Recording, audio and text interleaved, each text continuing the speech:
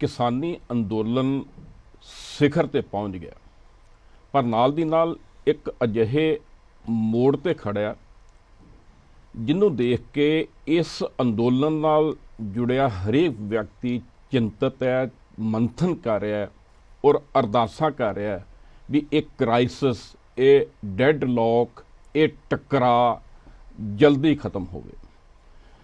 ਇਸੇ ਵਿਸ਼ੇ ਤੇ ਅੱਜ ਅਸੀਂ ਮੰਥਨ ਕਰਾਂਗੇ ਵੀ ਇਹ ਡੈਡ ਲੋਕ, ਇਹ ਟਕਰਾਅ ਕਿਵੇਂ ਖਤਮ ਹੋਏਗਾ। ਔਰ ਸਾਡੇ ਨਾਲ ਅੱਜ ਮੌਜੂਦ ਨੇ ਡਾਕਟਰ ਪ੍ਰਮੋਦ ਕੁਮਾਰ ਜੀ, ਜਿਹੜੇ IDC ਦੇ ਡਾਇਰੈਕਟਰ ਨੇ ਔਰ ਜਿਨ੍ਹਾਂ ਨੇ ਪੰਜਾਬ ਦੀਆਂ ਇਸ ਰੀਜਨ ਦੀਆਂ ਵੱਖ-ਵੱਖ ਲੋਕ ਲਹਿਰਾਂ ਨੂੰ, ਲੋਕ ਮੁੱਦਿਆਂ ਨੂੰ ਬਹੁਤ ਨੇੜਿਓਂ ਐਨਾਲਿਸਿਸ ਕੀਤਾ ਹੈ। ਡਾਕਟਰ ਸਾਹਿਬ, ਤੁਹਾਡਾ ਵੈਲਕਮ ਕਰਦੇ ਹਾਂ PTC ਚੈਨਲ ਤੇ।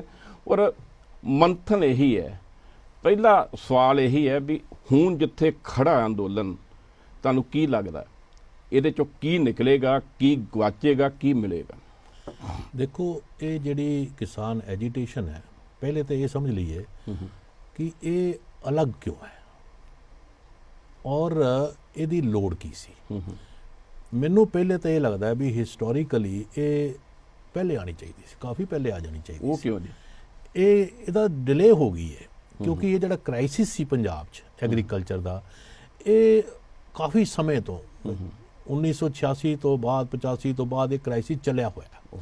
ਔਰ ਅਸੀਂ ਉਸ ਵੇਲੇ ਵੀ ਗੱਲਾਂ ਕਰਦੇ ਸੀ ਕਿ ਡਾਇਵਰਸੀਫਿਕੇਸ਼ਨ ਕਰੋ ਜੀ ਐਗਰੀਕਲਚਰ ਦੀ, ਜਾਂ ਹੋਰ ਜਰੀਏ ਇਨਕਮ ਪੈਦਾ ਕਰਨ ਲਈ ਕਿਸਾਨ ਨੂੰ ਮਿਲਣੇ ਚਾਹੀਦੇ ਨੇ, ਐਗਰੋ ਪ੍ਰੋਸੈਸਿੰਗ ਕਰੋ। ਇਹ ਵਿਚਾਰ ਉਦੋਂ ਹੀ ਚੱਲਦੇ ਸੀ ਤੇ ਮੈਨੂੰ ਇਹ ਲੱਗਦਾ ਵੀ ਇਹ ਓਵਰਡਿਊ ਸੀ, ਆ ਗਈ, ਚੰਗਾ ਹੋਇਆ। ਤੁਹਾਡਾ ਮਤਲਬ ਇਹ ਖੇਤੀ ਕਾਨੂੰਨ ਬਹਾਨਾ ਬਣ ਗਿਆ?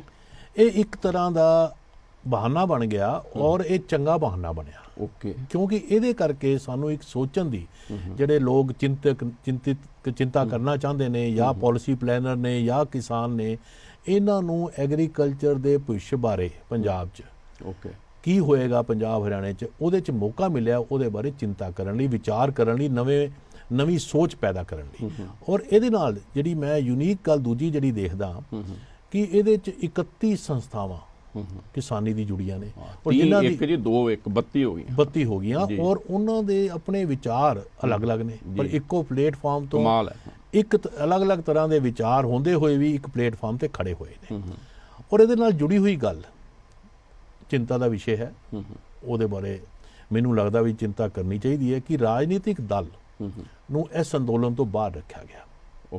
ਇਹ ਚਿੰਤਾ ਵਾਲੀ ਗੱਲ ਹੈ। ਇਹ ਚਿੰਤਾ ਵਾਲੀ ਗੱਲ ਹੈ। ਔਰ ਚਿੰਤਾ ਦੀ ਗੱਲ ਇਹ ਹੈ ਕਿ ਇੱਥੋਂ ਕਿਸੇ ਵੀ ਡੈਮੋਕ੍ਰੇਸੀ 'ਚ ਰਾਜਨੀਤਿਕ ਦਲ ਜਿਹੜੇ ਲੋਕਾਂ ਦੀ ਆਵਾਜ਼ ਹੁੰਦੇ ਨੇ, ਇੱਥੋਂ ਇਹ ਹੈ ਕਿ ਰਾਜਨੀਤਿਕ ਦਲ ਜਿਹੜੇ ਨੇ ਉਹਨਾਂ ਨੂੰ ਚੀਅਰ ਲੀਡਰ ਬਣ ਗਏ, ਉਹ ਲੀਡਰ ਨਹੀਂ ਰਹੇ। ਚੀਅਰ ਲੀਡਰ ਦੇ ਹੁੰਦਾ ਕਿ ਬਾਹਰ ਬੈਠੇ ਮੈਦਾਨ ਦੇ ਜੇ ਮੈਚ ਹੋ ਰਿਹਾ ਹੈ ਭਾਰਤੀ ਜਨਤਾ ਪਾਰਟੀ ਦੀ ਸੈਂਟਰਲ ਗਵਰਨਮੈਂਟ ਦੇ ਨਾਲ, 32 ਆਰਗੇਨਾਈਜੇਸ਼ਨਾਂ ਦੇ ਨਾਲ ਕਿਸਾਨੀ ਦੀ, ਤੇ ਇਹ ਗਰਾਊਂਡ ਤੋਂ ਬਾਹਰ ਬੈਠੇ ਚੀਅਰ ਲੀਡਰ ਬਣੇ ਹੋਏ। ਦੂਸਰੇ ਰੂਪ ਤੇ ਕਹਿ ਰਹੇ ਵਿਚਾਰੇ ਬਣ ਗਏ। ਕਿਉਂ ਵਿਚਾਰੇ ਬਣੇ? ਹਾਂ, ਵਿਚਾਰੇ ਬਣ ਗਏ ਔਰ ਨਾਲੇ ਚੀਅਰ ਲੀਡਰ ਬਣ ਗਏ। ਸਿਰਫ ਇਹ ਕਹਿ ਰਹੇ ਜੀ ਅੱਜ ਸਾਡਾ ਹਿਸਾਬ ਕਿਤਾਬ ਬਾਹਰ ਬਹਿ ਕੇ ਕੌਣ ਨੇ ਕਿੰਨੀ ਉੱਚੀ ਆਵਾਜ਼ ਨਾਲ ਕਿਹਨੂੰ ਸਪੋਰਟ ਕੀਤਾ ਹੈ, ਸਾਡੇ ਨੰਬਰ ਲਾ ਦਿਓ ਤੇ ਸਾਨੂੰ ਵੋਟਾਂ ਫਿਰ ਵੀ ਪਾ ਦਿਓ। ਹਾਜ਼ਰੀ ਲਵਾਉਣ ਵਾਲੀ ਗੱਲ ਹੋ ਗਈ। ਹਾਜ਼ਰੀ ਲਵਾ ਰਹੇ ਔਰ ਸਾਰੀ ਲੜਾਈ ਫਿਰ ਵੀ ਵੋਟਾਂ ਨਾਲ ਜੋੜ ਲੈ ਰਹੇ। ਔਰ ਇਹਨਾਂ ਦੇ ਕੰਸਰਨ ਮੈਨੂੰ ਲੱਗਦਾ ਹੈ ਡਿਸਕਨੈਕਟ ਜਿਹੜਾ ਲੋਕਾਂ ਤੋਂ ਹੋ ਜਾਣਾ, ਇਹ ਮੈਂ ਤੁਹਾਨੂੰ ਜਿਹੜੀ ਗੱਲ ਕਿ ਚਿੰਤਾ ਦਾ ਵਿਸ਼ੇ ਹੈ। ਰਾਜਨੀਤਿਕ ਦਲਾਂ ਦਾ ਲੋਕਾਂ ਤੋਂ ਡਿਸਕਨੈਕਟ ਹੋ ਜਾਣਾ। ਔਰ ਕਿਉਂਕਿ ਇਸ ਸੋਸਾਇਟੀ 'ਚ, ਇਸ ਮੂਵਮੈਂਟ 'ਚ ਬੜੀ ਇੰਟਰਸਟਿੰਗ ਗੱਲ ਤੀਜੀ ਹੈ ਕਿ ਸਿਵਲ ਸੋਸਾਇਟੀ ਨਾਲ ਜੁੜ ਗਈ। 80,000 ਕਰੋੜ ਦੀ ਜੇ ਪੰਜਾਬ ਨੂੰ MSP ਸੀਗੀ ਜਾਂ ਫਸਲ ਦੀ ਜਿਹੜੀ ਖਰੀਦੋ ਫਰੋਖਤ ਹੁੰਦੀ ਸੀ, ਉਹ ਤੇ ਸਾਰਾ ਸਮਾਜ ਦੀ, ਪੰਜਾਬ ਦੀ ਇਕਨੋਮੀ ਤੇ ਇਫੈਕਟ ਪੈਂਦਾ ਸੀ। ਸੋ ਇਹ ਕੋਈ ਕੱਲੀ ਇਹ ਕਹਿ ਦੇਣਾ ਕਿ ਸਿੱਖਾਂ ਦੀ ਕੋਈ ਪੈਜੈਂਟਰੀ ਦੇ ਉਹਨਾਂ ਨੇ ਮੂਵਮੈਂਟ ਲਾਂਚ ਕੀਤੀ ਜਾਂ ਉਹਨਾਂ ਦੀ ਮੂਵਮੈਂਟ ਹੈ, ਇਹ ਸਾਰੀ ਪੰਜਾਬ ਦੀ ਮੂਵਮੈਂਟ। ਇਹ ਬਹੁਤ ਜ਼ਰੂਰੀ ਹੈ। ਇਹ ਇੱਕ ਸ਼ਹਿਰ ਦੇ 5 ਸਾਲ ਦੇ ਬੱਚੇ ਨੂੰ, 10 ਸਾਲ ਦੇ ਬੱਚੇ ਨੂੰ, ਪਿੰਡ ਦੇ 70 ਸਾਲ ਦੇ ਬਜ਼ੁਰਗ ਨੂੰ, ਕੈਨੇਡਾ ਅਮਰੀਕਾ ਬੈਠੀ ਇੱਕ ਸਟੂਡੈਂਟ ਕੁੜੀ ਨੂੰ ਇਹ ਸੰਘਰਸ਼ ਇੰਨਾ ਸੋਹਣਾ ਕਿਉਂ ਲੱਗ ਰਿਹਾ, ਇੰਨਾ ਦਿਲ ਖਿੱਚਵਾਂ ਕਿਉਂ ਲੱਗ ਰਿਹਾ, ਇੰਨਾ ਦਰਦਨਾਕ ਕਿਉਂ ਲੱਗਦਾ ਹੈ? ਇੱਕ ਕੁੜੀ ਆਈ ਨਿਊਜ਼ੀਲੈਂਡ ਤੋਂ, ਉਹ ਆਪਣੇ ਪੇਰੈਂਟਸ ਕੋਲ ਜਾਣ ਦੀ ਥਾਂ ਇਹ ਮੋਰਚੇ 'ਚ ਆ ਗਈ। ਇਹ ਖਿੱਚ ਦਾ ਕਾਰਨ ਕੀ ਹੈ? ਜਿਹੜੀ ਮੈਂ ਤੁਹਾਨੂੰ ਗੱਲ ਕਹੀ ਕਿ ਇਹ ਹਿਸਟੋਰਿਕ ਹੈ, ਆਉਣਾ ਪਹਿਲੇ ਚਾਹੀਦਾ ਸੀ। ਜਦੋਂ ਪੰਜਾਬ ਦੇ ਲੋਕ ਜਿਹੜੇ ਨੌਜਵਾਨ ਸੀ ਉਹ ਕੈਨੇਡਾ ਜਾਣ ਲੱਗ ਗਏ, ਆਸਟ੍ਰੇਲੀਆ ਜਾਣ ਲੱਗ ਗਏ, ਬਾਹਰ ਜਾਣ ਲੱਗ ਗਏ। ਜੇ ਫਸਲ ਤੋਂ ਉਨੀ ਹੀ ਆਮਦਨ ਹੁੰਦੀ ਕਿ ਇੱਥੇ ਆਪਣੀ ਜਾਂਦੇ ਹੀ ਨਾ, ਔਰ ਐਗਰੀਕਲਚਰ ਦੇ ਵਿੱਚ ਜੇ ਪਾਲਿਸੀ ਪਲੈਨਿੰਗ ਸਾਡੀ ਠੀਕ ਹੁੰਦੀ ਤੇ ਅਸੀਂ ਅੱਜ ਡਾਇਵਰਸੀਫਾਈ ਇਕਨੋਮੀ ਨੂੰ ਕੀਤਾ ਹੁੰਦਾ, ਉਹਦੇ ਵਿੱਚ ਕ੍ਰੌਪਸ ਨੂੰ ਕੀਤਾ ਹੁੰਦਾ ਔਰ ਕੁਆਲਿਟੀ ਐਜੂਕੇਸ਼ਨ ਲੈ ਕੇ ਆਉਂਦੇ ਹੁੰਦੇ। ਤੁਹਾਨੂੰ ਚਾਅ ਜਿਹਾ ਚੜਿਆ ਲੱਗਦਾ ਵੀ ਇਹ ਅੰਦੋਲਨ ਜਿਹੜਾ ਆ, ਮੈਂ ਚਾਅ ਸ਼ਬਦ ਮੇਰਾ ਖਿਆਲ ਠੀਕ ਹੀ ਵਰਤਿਆ, ਵੀ ਇਹ ਪਹਿਲਾਂ ਆਉਣਾ ਚਾਹੀਦਾ, ਇਹ ਆ ਗਿਆ, ਲੋੜ ਸੀ ਇਹਦੀ, ਪਰ ਤੁਹਾਨੂੰ ਇਹ ਬੜਾ ਚੰਗਾ ਲੱਗ ਰਿਹਾ। ਪਰ ਹੁਕਮਰਾਨ ਕਹਿੰਦੇ ਨੇ ਇਹ ਖਾਲਿਸਤਾਨੀਆਂ ਨੇ ਹਾਈਜੈਕ ਕਰ ਲਿਆ, ਇਹ ਨਕਸਲਾਈਟਾਂ ਨੇ ਕਰ ਲਿਆ, ਗੈਰ ਸਮਾਜੀ ਅਨਸਰਾਂ ਨੇ ਕਰ ਲਿਆ। ਬੜਾ ਵੱਡਾ ਫਰਕ ਹੈ, ਇਹਨੂੰ ਕਿਵੇਂ ਦੇਖਦੇ? ਦੇਖੋ, ਇਹਦੇ 'ਚ ਨਾ ਇਸ ਅੰਦੋਲਨ 'ਚ ਜਿਵੇਂ ਤੁਹਾਨੂੰ ਮੈਂ ਕਿਹਾ ਡਿਫਰੈਂਟ ਵਿਚਾਰਧਾਰਾ ਨੇ। ਓਕੇ। ਔਰ ਹਰ ਵਿਚਾਰਧਾਰਾ ਨੂੰ ਕਿਸੇ ਵੀ ਅੰਦੋਲਨ 'ਚ ਜਿਹੜਾ ਕਿ ਲੋਕਾਂ ਦੀ ਜ਼ਿੰਦਗੀ ਦੇ ਨਾਲ, ਹੁਣ ਜਿਵੇਂ ਇਹ ਕਿਉਂਕਿ ਇੱਕ ਫੂਡ ਜਿਹੜਾ ਹੈ, ਖਾਣਾ ਹੈ, ਫੂਡ, ਗ੍ਰੇਨਸ, ਰੋਟੀ ਜਿਹੜੀ ਹੈ, ਇਹ ਫੂਡ ਜਿਹੜਾ ਹੈ ਉਹ ਆਪਣੇ ਆਪ 'ਚ ਇਕਨੋਮਿਕਸ ਨਹੀਂ ਹੋਇਆ ਕਰਦਾ। ਓਕੇ।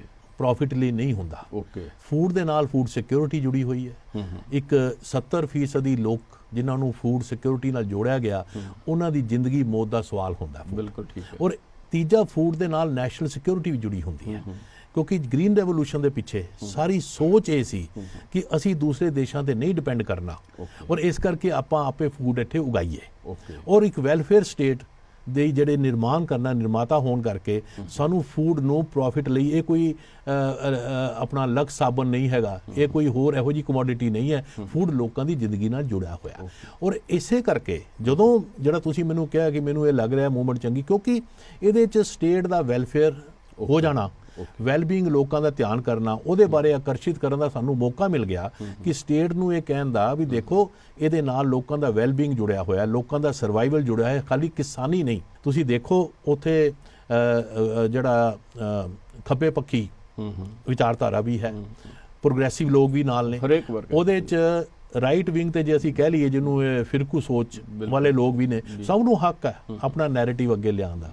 ਪਰ ਮੈਨੂੰ ਇੱਕ ਗੱਲ ਇੱਥੇ ਜਿਹੜੀ ਚੰਗੀ ਲੱਗ ਰਹੀ ਹੈ ਕਿ ਪੰਜਾਬ ਦਾ ਜਿਹੜਾ ਆਵਾਮ ਹੈ ਉਹ ਨਾ ਤਾਂ ਜਿਹੜੀ ਫਿਰਕੂ ਸੋਚ ਹੈ ਉਹਦੇ ਵੱਲ ਜਾ ਰਿਹਾ। ਕੋਈ ਫਿਰਕੂ ਸੋਚ ਇਹ ਕਿਹਾ ਜਾ ਸਕਦਾ ਹੈ, ਕੁਝ ਲੋਕ ਮੰਨਦੇ ਹੋਣੇ ਆ ਕਿ ਸਿੱਖ ਪੈਜੈਂਟਰੀ ਦੇ ਖਿਲਾਫ ਕੋਈ ਸਾਜ਼ਿਸ਼ ਹੈ, ਬਣ ਸਕਦੇ ਨੇ, ਉਹਨਾਂ ਦਾ ਆਪਣਾ ਵਿਚਾਰ ਹੈ। ਪਰ ਜਿਵੇਂ ਮੈਂ ਤੁਹਾਨੂੰ ਦੱਸਿਆ ਕਿ ਇਸ ਮੂਵਮੈਂਟ 'ਚ ਕੋਈ ਖਾਲੀ ਸਿੱਖ ਨਹੀਂ ਹੈ, ਇਹਦੇ ਤਾਂ ਹਰ ਤਰ੍ਹਾਂ ਦਾ ਸਮਾਜ ਦਾ ਅੰਗ ਜੁੜਿਆ ਹੈ। ਮੈਂ ਸਵਾਲ ਤੁਹਾਨੂੰ ਇੱਕ ਕਰਨਾ ਚਾਹੁੰਦਾ, ਜੇ ਡਾਕਟਰ ਪ੍ਰਮੋਦ ਇਹ ਮੰਨਦੇ ਨੇ ਵੀ ਇਹ ਲੋੜ ਸੀ, ਉਹ ਦੂਸਰੀ ਵੱਡੀ ਗੱਲ ਜਿਹੜੀ ਤੁਸੀਂ ਕਹੀ ਹੈ ਵੀ ਫੂਡ ਜਿਹੜੀ ਹੈ ਇਹ ਨੈਸ਼ਨਲ ਸਿਕਿਉਰਿਟੀ ਨਾਲ ਜੁੜਿਆ। ਦੇਸ਼ ਦੇ ਪ੍ਰਧਾਨ ਮੰਤਰੀ ਨਰਿੰਦਰ ਮੋਦੀ ਬੜੇ ਮਜ਼ਬੂਤ ਪ੍ਰਾਈਮ ਮਿਨਿਸਟਰ ਨੇ, ਉਹਨਾਂ ਦੀ ਦੇਸ਼ ਵਿਦੇਸ਼ ਵਿੱਚ ਬੜੀ ਵੱਡੀ ਇੱਕ ਤਾਕਤ ਹੈ। ਉਹ ਤੇ ਇਹ ਗੱਲ ਕਹਿ ਰਹੇ ਨੇ ਵੀ ਕਿਸਾਨ ਤੇ ਬੇਸਮਝ ਨੇ, ਇਹਨਾਂ ਨੂੰ ਸਮਝਾਉਣ ਦਾ ਯਤਨ ਕਰ ਰਹੇ ਆ। ਅਸੀਂ ਕੱਲ ਵੀ ਉਹਨਾਂ ਨੇ ਇਹੀ ਗੱਲ ਕਹੀ ਹੈ, ਜਿਨ੍ਹਾਂ ਨੂੰ ਤੁਸੀਂ ਕਹਿੰਦੇ ਜੇ ਵੀ ਉਹ ਸੰਘਰਸ਼ ਬੜਾ ਵਧੀਆ ਲੜ ਰਹੇ ਆ, ਸਰਕਾਰ ਦੀਆਂ ਨਜ਼ਰਾਂ 'ਚ ਉਹ ਬੇਸਮਝ ਨੇ। ਇਹ ਕਿਉਂ? ਦੇਖੋ, ਗੱਲ ਇਹ ਹੈ ਕਿ ਜਿਹੜਾ ਫੂਡ ਹੁੰਦਾ ਹੈ, ਮੈਂ ਇੱਕ ਕਿਸੇ ਅਮਰੀਕਨ ਡਿਪਲੋਮੈਟ ਦੀ ਪੜ੍ਹ ਰਿਹਾ ਸੀਗਾ ਤੇ ਉਹ ਕਹਿੰਦਾ ਹੈ ਕਿ food is a powerful tool in our diplomatic kitty. Okay. ਕਿ ਜੇ ਕੋਈ ਦੇਸ਼ ਸਾਡੀ ਗੱਲ ਨਹੀਂ ਮੰਨਦਾ ਤੇ ਉਹਨੂੰ ਜੇ ਫੂਡ ਦੀ ਲੋੜ ਹੈ ਤੇ ਅਸੀਂ ਉਤੋਂ ਕਈ ਹੋਰ ਗੱਲਾਂ ਬਣਾ ਲੈਂਦੇ ਆ, ਇਹ ਕਹਿ ਕੇ ਤੈਨੂੰ ਫੂਡ ਦੇਵਾਂਗੇ, ਤੈਨੂੰ ਅਸੀਂ ਸਪਲਾਈ ਕਰ ਦਿਆਂਗੇ। ਤੇ ਇਹਦੇ ਇਸੇ ਕਰਕੇ ਹੀ ਜਦੋਂ ਮੈਂ ਇਹ ਗੱਲ ਕਹਿ ਰਿਹਾ ਕਿ ਡਾਇਵਰਸੀਫਿਕੇਸ਼ਨ, ਜਦੋਂ ਐਂਟੀ ਗ੍ਰੇਨ ਪਾਲਿਸੀਜ਼ ਅਸੀਂ ਗੱਲ ਕੀਤੀ ਪੰਜਾਬ 'ਚ ਵੀ ਆਪਾਂ ਝੋਨਾ ਨਾ ਉਗਾਈਏ ਜਾਂ ਆਪਾਂ ਇਹ ਕਣਕ ਨਾ ਮਤਲਬ ਨਾ ਉਗਾ ਕੇ ਅਸੀਂ ਡਾਇਵਰਸੀਫਾਈ ਕਰ ਲਈਏ ਕਮਰਸ਼ੀਅਲ ਕ੍ਰੌਪਸ ਵੱਲ, ਤੇ ਮੈਨੂੰ ਉਦੋਂ ਹੀ ਲੱਗਦਾ ਸੀ ਕਿ ਕਮਰਸ਼ੀਅਲ ਕ੍ਰੌਪਸ ਤਾਂ ਉਗਾਈਆਂ ਜਾ ਸਕਦੀਆਂ ਔਰ ਜੁਗਾਉਣੀਆਂ ਚਾਹੀਦੀਆਂ ਨੇ, ਪਰ ਉਹਦੇ ਨਾਲ ਇਹ ਨਹੀਂ ਕਿ ਤੁਸੀਂ ਪੈਡੀ ਜਾਂ ਵੀਟ ਨਾ ਉਗਾਓ। ਔਰ ਪਹਿਲੇ ਸਾਨੂੰ ਆਰਗੂਮੈਂਟ ਦਿੱਤਾ ਗਿਆ ਕਿ ਜਿਹੜਾ ਗਦਾਊਨ ਨੇ ਉਹ 'ਚ ਬੜਾ ਭੰਡਾਰ ਪਿਆ, ਤੇ ਜਦੋਂ 2 ਡਰਾਊਟ ਆਏ ਤੇ ਭੰਡਾਰ ਖਾਲੀ ਹੋ ਗਿਆ ਤੇ ਫਿਰ ਕਹਿਣ ਲੱਗੇ ਨਹੀਂ, ਪਾਣੀ ਜਿਹੜਾ ਲੈਵਲ ਹੈ ਥੱਲੇ ਜਾ ਰਿਹਾ ਹੈ, ਇਸ ਕਰਕੇ ਪੈਡੀ ਨਾ ਉਗਾਈਏ। ਬਈ ਜਦੋਂ ਵਰਲਡ ਦੇ ਵਿੱਚ ਪਾਣੀ ਘੱਟ ਉਗਾਉਣ ਲਈ ਪੈਡੀ ਦੀ ਟੈਕਨੋਲੋਜੀ ਆ ਗਈ ਤੇ ਉਹਨੂੰ ਲੈ ਆਓ। ਆਪਾਂ ਇੱਧਰ ਆਈਏ, ਐਡੀਟੇਸ਼ਨ ਵਾਲੇ ਪਾਸੇ ਡੈਡਲੌਕ ਇਹ ਹੈ, ਇੱਕ ਪਾਸੇ ਸਰਕਾਰ ਕਹਿੰਦੀ ਇਹ ਸੋਧਾਂ ਕਰਨ ਲਈ ਤਿਆਰ ਹੈ, ਪ੍ਰਪੋਜ਼ਲ ਦਿੱਤੀ ਹੈ, ਕਿਸਾਨ ਕਹਿੰਦੇ ਨੇ ਸੋਧਾਂ ਨਹੀਂ, ਇਹ ਕਾਨੂੰਨ ਰੱਦ ਹੋਣੇ ਚਾਹੀਦੇ। ਪਹਿਲਾ ਸਵਾਲ ਤਾਂ ਇਹ ਹੈ ਵੀ ਕੀ ਜਿਹੜੀਆਂ ਸੋਧਾਂ ਸਰਕਾਰ ਕਰਨ ਲਈ ਤਿਆਰ ਹੈ ਉਹਦੇ ਨਾਲ ਖੇਤੀ ਕਾਨੂੰਨ ਵਿੱਚ ਦੇ ਜਿਹੜੇ ਮਾਰੂ ਮੱਦਾਂ ਨੇ, ਕਿਸਾਨ ਵਿਰੋਧੀ ਨੇ, ਉਹ ਖਤਮ ਹੋ ਗਈਆਂ? ਦੇਖੋ, ਗੱਲ ਇਹ ਹੈ ਕਿ ਇੱਕ ਤਾਂ ਰਸਤੇ ਦੀ ਗੱਲ ਹੈ, ਜਿਹੜਾ ਰਸਤਾ ਅਸੀਂ ਪੈ ਗਏ ਹੁਣ, ਇਕਨੋਮਿਕ ਰਿਫਾਰਮਸ ਦਾ ਔਰ ਉਹ ਇਕਨੋਮਿਕ ਰਿਫਾਰਮ ਐਗਰੀਕਲਚਰ 'ਚ ਵੀ ਆ ਗਿਆ। ਪਹਿਲੇ ਆਪਾਂ ਇੰਡਸਟਰੀ 'ਚ ਕੀਤਾ, ਪਬਲਿਕ ਸੈਕਟਰ ਡਿਸਬੈਂਡ ਕੀਤਾ, ਫਿਰ ਅਸੀਂ ਐਜੂਕੇਸ਼ਨ ਹੈਲਥ 'ਚ ਪ੍ਰਾਈਵੇਟਾਈਜੇਸ਼ਨ ਕੀਤੀ ਹੈ, ਔਰ ਅਸੀਂ ਹੁਣ ਇੱਥੇ ਕਰਨ ਲੱਗ ਗਏ। ਮਤਲਬ ਇੱਥੇ ਹੁਣ ਨਿੱਜੀਕਰਨ ਕਰਨ ਲੱਗੇ ਫੂਡ 'ਚ ਵੀ। ਫੂਡ 'ਚ ਵੀ ਜਦੋਂ ਤੁਸੀਂ ਐਸੈਂਸ਼ੀਅਲ ਕਮੋਡਿਟੀ ਐਕਟ ਨੂੰ ਅਮੈਂਡ ਕਰਕੇ ਕਹਿਤਾ ਕਿ ਹੁਣ ਇਹਦੇ 'ਚ ਪ੍ਰਾਈਵੇਟ ਪਲੇਅਰ ਵੀ ਆ ਕੇ ਫੂਡ ਪ੍ਰੋਕਿਓਰ ਕਰ ਸਕਦਾ, ਉਹਦਾ ਧੰਦਾ ਕਰ ਸਕਦਾ ਉਹਦੇ ਵਿੱਚ, ਤੇ ਤੁਸੀਂ ਆਪੇ ਹੀ ਉਹ ਰਸਤਾ ਖੋਲਤਾ ਨਾ ਪ੍ਰਾਈਵੇਟਾਈਜੇਸ਼ਨ ਦਾ। ਹੁਣ ਪ੍ਰਾਈਵੇਟਾਈਜੇਸ਼ਨ ਆਪਾਂ ਇਹ ਨਹੀਂ ਕਹਿੰਦੇ ਵੀ ਮਾੜੀ ਚੰਗੀ ਹੈ, ਤੁਸੀਂ ਜਿਹੜੇ ਸੈਕਟਰ 'ਚ ਕਰਨੀ ਹੈ ਉਸ ਸੈਕਟਰ ਦਾ ਇਹ ਦੇਖੋ ਕਿ ਉਹਦਾ ਇੰਪੈਕਟ, ਜਿਹਨੂੰ ਅਸੀਂ ਕਹਿੰਦੇ ਹਾਂ ਕਿ ਮਾਰਕੀਟ ਜਿਹੜੀ ਹੈ ਉਹ ਕਿਸੇ ਗਰੀਬ ਦੀ ਆਵਾਜ਼ ਨਹੀਂ ਸੁਣਦੀ, ਤੇ ਆਵਾਜ਼ ਕਿਹਨੂੰ ਸੁਣਨੀ ਚਾਹੀਦੀ ਹੈ? ਸਟੇਟ ਨੂੰ, ਕਿਉਂਕਿ ਸਟੇਟ ਵੈਲਬੀਂਗ ਹੈ। ਇੱਕ ਗਰੀਬ ਕਿਸਾਨ ਜੇ ਉਹਦੀ ਆਵਾਜ਼ ਮਾਰਕੀਟ ਨਹੀਂ ਸੁਣਦੀ, ਕਿਉਂਕਿ ਮਾਰਕੀਟ ਸੈਕੂਲਰ ਹੁੰਦੀ ਹੈ, ਨਾ ਗਰੀਬ ਦੀ ਸੁਣਦੀ ਹੈ ਨਾ ਅਮੀਰ ਦੀ, ਉਹ ਪ੍ਰੋਫਿਟ ਦੀ ਸੁਣਦੀ ਹੈ। ਜਦੋਂ ਆਮਦਨ ਪ੍ਰੋਫਿਟ ਦੀ ਗੱਲ ਉਹਨੇ ਸੁਣਨੀ ਹੈ ਤੇ ਸਟੇਟ ਨੂੰ ਚਾਹੀਦਾ ਹੈ ਕਿ ਇੰਟਰਵੀਨ ਕਰਕੇ ਮਾਰਕੀਟ ਨੂੰ ਇੰਨਾ ਕੈਲਸ ਨਾ ਹੋਣ ਦੇਵੇ ਕਿ ਇੱਕ ਗਰੀਬ ਆਪਣੀ ਰੋਟੀ ਤੋਂ ਵੀ ਜਾਂਦਾ ਰਹੇ। ਇਸ ਕਰਕੇ ਮੇਰਾ ਸਿਰਫ ਕਹਿਣ ਦਾ ਮਤਲਬ ਇਹ ਹੈ ਕਿ ਇਹਦੇ ਵਿੱਚ ਪ੍ਰਾਈਵੇਟਾਈਜੇਸ਼ਨ ਦੀਆਂ ਫੋਰਸਿਸ ਨੂੰ ਲੈਜੀਟਿਮਾਈਜ਼ ਕੀਤਾ ਗਿਆ। ਪਹਿਲੀ ਕਾਫੀ ਸਮੇਂ ਤੋਂ ਲੈਜੀਟਿਮਾਈਜ਼ ਕੀਤਾ ਜਾ ਰਿਹਾ ਹੈ, ਹੁਣ ਲੀਗਲਾਈਜ਼ ਵੀ ਕਰਨ ਦੀ ਕੋਸ਼ਿਸ਼ ਹੋ ਗਈ। ਇਹਨਾਂ ਕੋਲ ਕਿਸਾਨ ਠੀਕ ਕਹਿੰਦੇ ਨੇ ਫਿਰ? ਦੇਖੋ ਕਿਸਾਨ ਦਾ ਜਿਹੜਾ ਬਿਲਕੁਲ ਠੀਕ ਕਹਿੰਦੇ ਨੇ ਕਿ ਪ੍ਰਾਈਵੇਟਾਈਜੇਸ਼ਨ ਫੂਡ 'ਚ ਨਹੀਂ ਹੋਣੀ ਚਾਹੀਦੀ। ਮੈਂ ਤਾਂ ਬਿਲਕੁਲ, ਕਿਉਂਕਿ ਦੇਖੋ ਲੋਕੀ ਕਹਿੰਦੇ ਪੰਜਾਬ ਹਰਿਆਣੇ 'ਚ ਐਜੀਟੇਸ਼ਨ ਕਿਉਂ ਹੈ? ਹਿੰਦੁਸਤਾਨ 'ਚ MSP ਸਿਰਫ 6% ਕਿਸਾਨਾਂ ਨੂੰ ਮਿਲਦੀ ਸੀ ਜੀ, ਉਹਦੇ ਵਿੱਚੋਂ 6% ਚੋਂ 84% ਕਿਸਾਨ ਪੰਜਾਬ 'ਚ ਸੀ, ਹਰਿਆਣੇ ਸੀ, ਤੇ ਇਸ ਕਰਕੇ ਇਫੈਕਟ ਜ਼ਿਆਦਾ ਹੋਇਆ। ਦੂਜੀ ਗੱਲ ਇਹਦੇ ਨਾਲ ਜੁੜੀ ਹੋਈ ਗੱਲ, ਜਿਹੜੇ ਕਿਸਾਨ ਕਹਿੰਦੇ ਨੇ ਕਿ ਤੁਸੀਂ ਸਬਸਿਡੀ ਦੇ ਮਸਲੇ ਤੇ ਆ ਜਾਓ। ਹਿੰਦੁਸਤਾਨ ਦੇ ਵਿੱਚ ਸਾਰਿਆਂ ਨਾਲੋਂ ਘੱਟ ਸਬਸਿਡੀ ਮਿਲਦੀ ਹੈ। ਅਸੀਂ ਕਹਿੰਦੇ ਲੈਵਲ ਪਲੇਇੰਗ ਫੀਲਡ ਹੋਣਾ ਚਾਹੀਦਾ, ਵਰਲਡ 'ਚ ਕੰਪੀਟੀਟਿਵ ਕਿਸਾਨ ਬਣੇ। USA 'ਚ ਪਰ ਫਾਰਮਰ $61,000 ਮਿਲਦੀ ਹੈ ਪਰ ਫਾਰਮਰ, ਯੂਰਪ 'ਚ 8,000 ਤੋਂ ਉੱਪਰ ਪਰ ਫਾਰਮਰ, ਔਰ ਇੰਡੀਆ 'ਚ $262।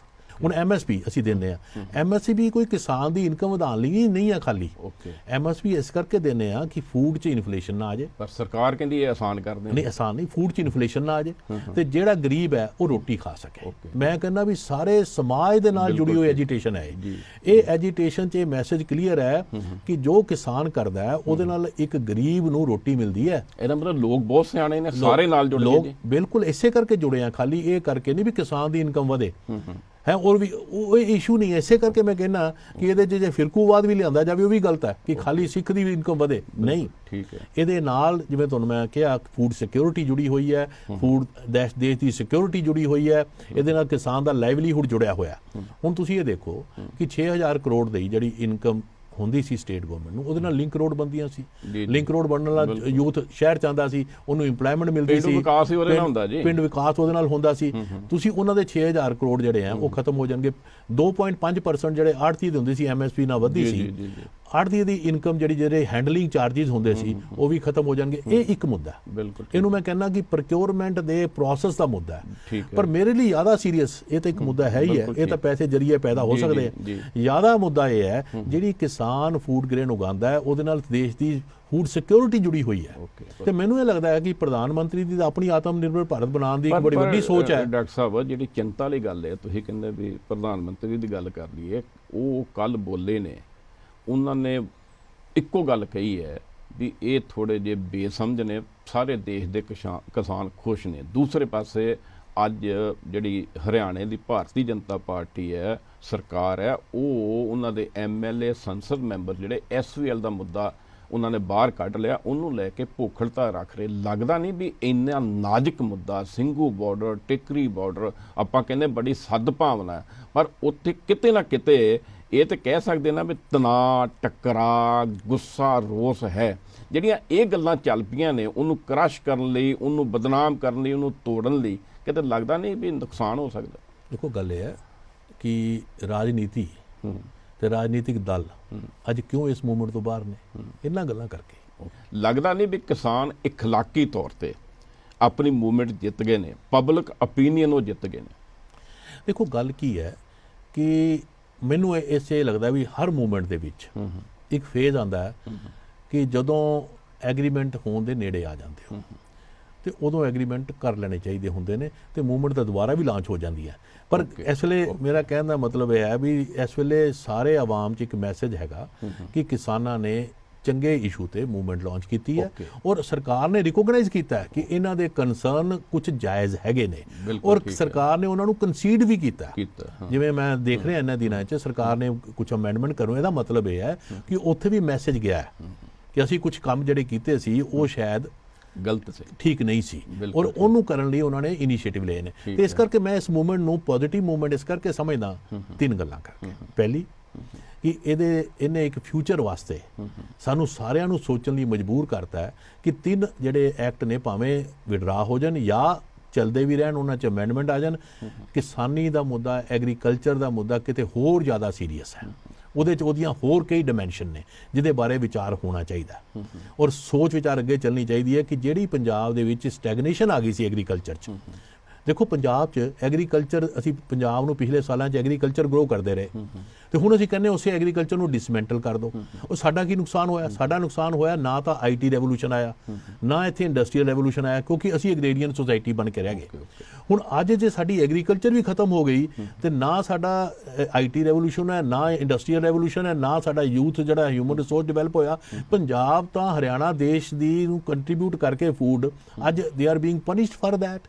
ਤੋ ਇਸ ਕਰਕੇ ਮੈਨੂੰ ਇਹ ਲੱਗਦਾ ਹੈ ਵੀ ਇਹਦੇ ਵਿੱਚ ਇਸੇ ਬਾਰੇ ਵਿਚਾਰ ਹੋਣਾ ਚਾਹੀਦਾ ਹੈ ਕਿ ਹੁਣ ਪੈਰਾਡਾਈਮ ਸ਼ਿਫਟ ਕਿੱਦਾਂ ਲਿਆਣਾ ਹੈ। ਬਿਲਕੁਲ ਠੀਕ। ਕਿ ਹੁਣ ਅਸੀਂ ਐਗਰੀਕਲਚਰ ਦੇ ਉਸ ਲੈਵਲ ਤੇ ਪਹੁੰਚ ਗਿਆ ਮੁਕਾਮ ਤੇ ਜਿੱਥੋਂ ਉਹਨੂੰ ਇੰਡਸਟਰੀ, ਟ੍ਰੇਡ, ਨਵੇਂ ਜਿਹੜੇ ਟੈਕਨੋਲੋਜੀ ਲਿਆ ਕੇ ਕਿਸ ਤਰ੍ਹਾਂ ਇਹਨੂੰ ਅੱਗੇ ਲੈ ਕੇ ਜਾਣਾ ਹੈ, ਉਹਦਾ ਵਿਚਾਰ ਹੋਣਾ ਬਹੁਤ ਡਾਕਟਰ ਸਾਹਿਬ, ਜ਼ਰੂਰੀ ਹੈ। ਇੱਕ ਤੁਹਾਡੇ ਕੋਲ ਸਵਾਲ ਬਹੁਤ ਜ਼ਰੂਰੀ ਹੈ। ਸੁਪਰੀਮ ਕੋਰਟ ਵਿੱਚ ਪੈ ਗਿਆ, ਤੁਹਾਨੂੰ ਇੱਕ ਤੇ ਦੱਸੋ ਵੀ ਇਹਦਾ ਹੱਲ ਕਿੱਥੇ ਕੁ ਲੱਗਦਾ? ਦੂਸਰਾ, ਸੁਪਰੀਮ ਕੋਰਟ ਸਹਾਈ ਹੋ ਸਕਦਾ ਇਹ ਸਾਰੇ ਕ੍ਰਾਈਸਿਸ ਨੂੰ ਦੂਰ ਕਰਨ ਲਈ? ਦੇਖੋ ਮੇਰੇ ਹਿਸਾਬ ਫਿਰ ਤਾਂ ਹੱਲ ਤਾਂ ਹੋ ਹੀ ਗਿਆ।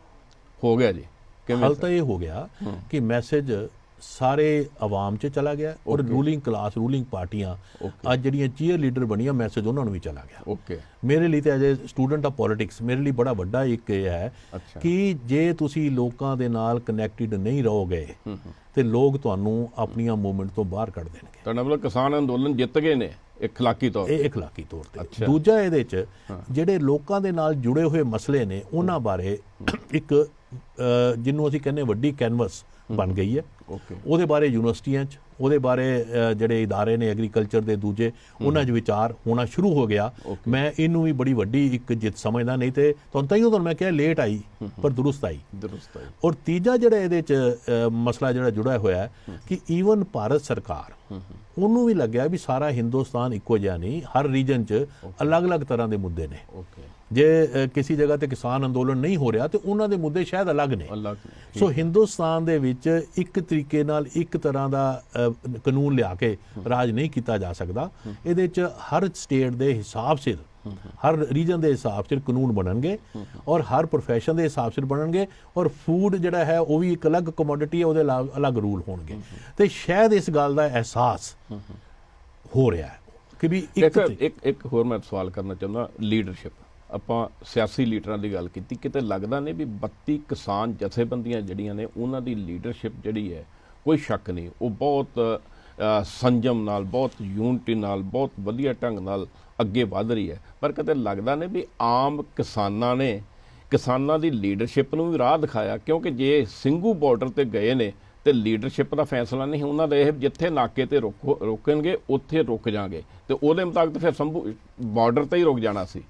ਲੱਗਦਾ ਨਹੀਂ ਵੀ ਕਿਸਾਨ, ਆਮ ਸਧਾਰਨ ਕਿਸਾਨਾਂ ਨੇ ਕਿਸਾਨ ਲੀਡਰਾਂ ਨੂੰ ਵੀ ਇੱਕ ਸਬਕ ਦਿੱਤਾ? ਨਹੀਂ, ਬਿਲਕੁਲ। ਇਹ ਜਿਹੜਾ ਵੈਸੇ ਕਰਕੇ ਕਿ ਆਵਾਮ ਨੇ ਮੂਵਮੈਂਟ ਲਾਂਚ ਕੀਤੀ ਹੈ, ਲੀਡਰ ਜਿਹੜੇ ਨੇ they are led by the people. ਇਹ ਬੜਾ ਗਲਤ ਹੈ। ਲੀਡਰਾਂ ਨੂੰ ਲੋਕਾਂ ਨੂੰ ਲੀਡ ਕਰਨਾ ਚਾਹੀਦਾ ਹੈ, ਨਾ ਕਿ ਉਹਨਾਂ ਤੋਂ ਲੀਡ। ਇਸੇ ਕਰਕੇ ਮੈਂ ਕਿਹਾ ਚੀਅਰ ਲੀਡਰ ਬਣ ਕੇ ਰਹਿ ਗਏ। ਇਹ ਦੁਖਾਂਤ ਹੈ ਰਾਜਨੀਤੀ ਦਾ, ਡੈਮੋਕ੍ਰੇਸੀ ਦਾ, ਕਿਉਂਕਿ ਲੀਡਰਸ਼ਿਪ ਦਾ ਰੋਲ ਹੈ ਲੀਡ ਕਰਨਾ, ਨਵੇਂ ਇਸ਼ੂ ਨੂੰ ਅੱਗੇ ਲੈ ਕੇ ਆਉਣਾ। ਮੈਨੂੰ ਯਾਦ ਹੈ ਜਦੋਂ ਪੰਜਾਬ ਦੇ ਅਸੀਂ ਪੈਰਾਡਾਈਮ ਸ਼ਿਫਟ ਦੀ ਗੱਲ ਕਰਦੇ ਆਏ ਕਈ ਸਾਲਾਂ ਤੋਂ, ਤੇ ਵਿੱਚੋਂ ਇੱਕ ਫੇਜ਼ ਆਇਆ ਜਿਹਦੇ 'ਚ ਪੰਜਾਬ 'ਚ ਕੁਝ ਰਿਫਾਰਮਸ ਹੋਏ ਵੀ। ਜਿਵੇਂ ਤੁਸੀਂ ਦੇਖੋ ਪੰਜਾਬ 'ਚ ਪਾਵਰ ਸਰਪਲਸ ਹੋਇਆ, ਐਗਰੀਕਲਚਰ 'ਚ ਪਹਿਲੇ 8 ਘੰਟੇ ਨਹੀਂ ਤੇ ਲੋਡ ਸ਼ੈਡਿੰਗ ਹੁੰਦੀ ਸੀਗੀ ਤੇ ਬਿਜਲੀ ਮਿਲਦੀ ਸੀ ਸਿਰਫ। ਉਸ ਵੇਲੇ ਸੜਕਾਂ ਵੀ ਬਣੀਆਂ ਹੈ, ਜਦੋਂ